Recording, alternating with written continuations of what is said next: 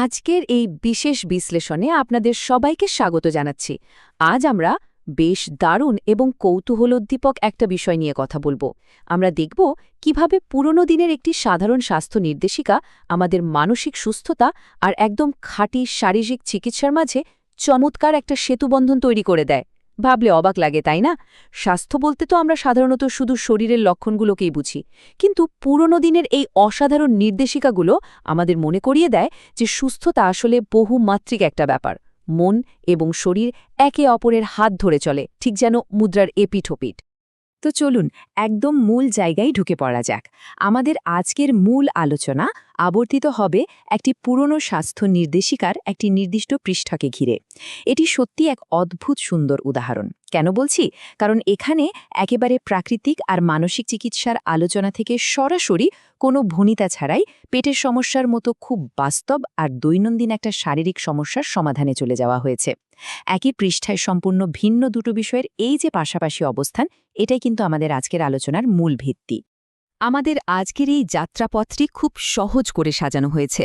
প্রথমেই আমরা A to Z health guide নিয়ে একটু জানব, এরপর একে একে মনের জন্য বাক রেমেডি, আমাদের আবেগ আর শারীরিক স্বাস্থ্যের সেই গভীর সম্পর্ক, কখন চিকিৎসকের কাছে ছুটতে হবে, পানিশূন্যতার আসল বিপদ, এবং একেবারে শেষে ঘরে বসে কিভাবে রিহাইড্রেশন স্যালাইন তৈরি করবেন সেই রেসিপিটি জেনে নেব।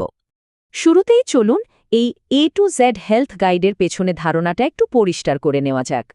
নির্দেশিকাটিতে প্রথমেই বেশ গুরুত্ব দিয়ে আলোচনা করা হয়েছে মনের জন্য দারুণ এক চিকিৎসা, বাক রেমেডি নিয়ে। এখন আপনারা হয়তো ভাবছেন, এই বাক রেমেডি আসলে কি? নির্দেশিকাটিতে মূলত বিষণ্ণতা বা ডিপ্রেশন কাটাতে এই বিশেষ ফুলের চিকিৎসার কথা বলা হয়েছে। আর সবচেয়ে মজার ব্যাপার কি জানেন? এখানে ব্রাজিল থেকে আসা বেশ কিছু খুব উৎসাহজনক গবেষণার কথা তুলে ধরা হয়েছে, যা প্রমাণ করে যে এই ফুলের নির্যাস সত্যি সত্যিই কাজ করে। হ্যাঁ, সবচেয়ে ভালো ফলাফল পেতে একজন বিশেষজ্ঞের পরামর্শ নেওয়াই বুদ্ধিমানের কাজ। তবে কেউ চাইলে বইটির ১৮২ পৃষ্ঠার পরিশিষ্ট অ্যাপেন্ডিক্স দেখে নিজের জন্য সবচেয়ে মানানসই রেমেডিটি বেছে নিতে পারেন। আর এর সবচেয়ে বড় চমকটা হচ্ছে, অন্য যে কোনো চলমান চিকিৎসার সাথে এই ফুলের ওষুধগুলো একেবারে নিশ্চিন্তে নিরাপদে গ্রহণ করা যায়। এটা কিন্তু একটা বিশাল প্লাস পয়েন্ট।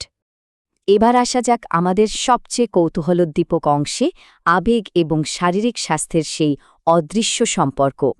নির্দেশিকাটির এই অংশে চোখ বোলালেই দেখবেন বিষণ্ণতা নিয়ে কথা ঠিক পরপরই একদম আচমকা ডায়রিয়া বা পেটের পীড়া নিয়ে আলোচনা শুরু হয়েছে।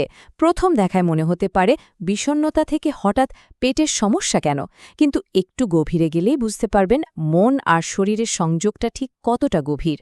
ধরুন, প্রিয়জন হারানোর শোক অথবা সামনেই পরীক্ষা, এমন তীব্র মানসিক চাপ থেকে কিভাবে আমাদের পাকস্থলিতে সরাসরি সমস্যা হতে পারে তা এখানে খুব চমৎকারভাবে তুলে ধরা হয়েছে। মন যখন আর অতিরিক্ত চাপ নিতে পারে না, শরীর তখন নানা উপায়ে সেটা বের করে দেওয়ার চেষ্টা করে, আর তার একটা বড় প্রকাশ হতে পারে এই ডায়রিয়া।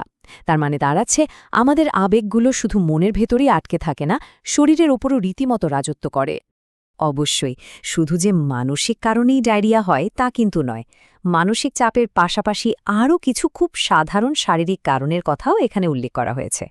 যেমন ধরুন, এমন কোনো খাবার খেলেন যা আপনার অভ্যাসে নেই, অথবা খাবারটা হয়তো একটু নষ্ট হয়ে গিয়েছিল, ব্যাস পেটে শুরু হয়ে গেল প্রদাহ। এছাড়া অনেক সময় ভ্রমণের কারণেও এমনটা ঘটে থাকে।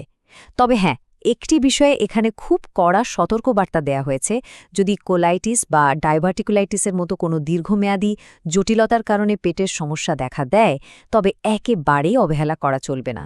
দেরি না করে একজন যোগ্য চিকিৎসকের কাছে যেতে হবে। আর এখানেই চলে আসে সবচেয়ে জরুরি প্রশ্নটি, ঠিক কখন আমাদের ঘরে বসে চিকিৎসা থামিয়ে পেশাদার চিকিৎসকের শরণাপন্ন হতে হবে? এই গাইড অনুযায়ী মূল মন্ত্রটি হল ২৪ ঘণ্টার নিয়ম।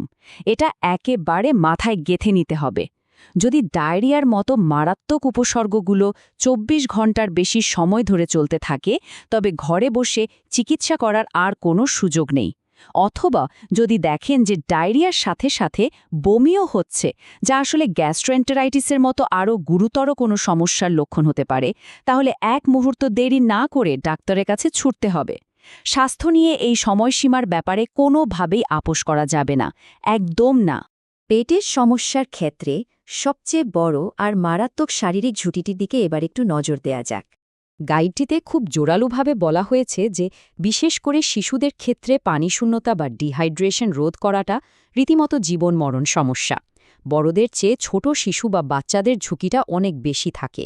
তাই বড় ধরনের কোনো বিপদ এড়াতে শরীর থেকে যে তরল বেরিয়ে যাচ্ছে তার অভাব পূরণের জন্য রোগীকে ঘন ঘন তরল পানীয় দেওয়া একেবারে অপরিহার্য। সত্যি বলতে কি, পানিশূন্যতা রোধ করাই হল জীবন বাঁচানোর প্রথম এবং প্রধান ধাপ। ফার্মেসি থেকে কেনা খাওয়ার স্যালাইন ব্যবহার করা অবশ্যই সবচেয়ে নিরাপদ, কিন্তু বিপদের সময় হাতের কাছে সেটা না থাকলে কি করবেন? চলুন ঘরে তৈরি স্যালাইনের সেই জাদুকরি রেসিপিটা জেনে নিই। এই গাইডে স্যালাইন তৈরির যে পরিমাপ দেয়া হয়েছে তা ভীষণ নিখুঁত আর সহজ। আপনার লাগবে মাত্র 3টি জিনিস: 1 চা চামচ লবণ, 8 চা চামচ চিনি আর 1 লিটার বিশুদ্ধ খাবার পানি।